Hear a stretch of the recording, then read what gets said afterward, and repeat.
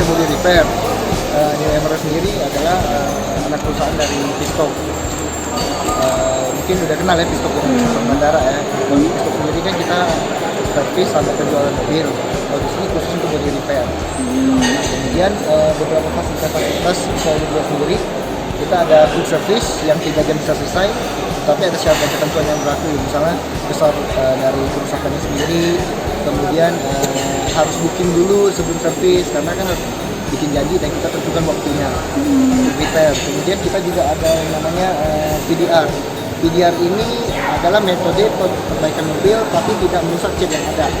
Jadi misalnya kayak SUBP atau cat kecil yang tidak melukai catnya bisa diperbaiki tanpa harus berubah cat. Ini ada plastik welding juga. Plastik welding itu adalah memperbaiki bumper yang sobek tanpa harus ganti baru.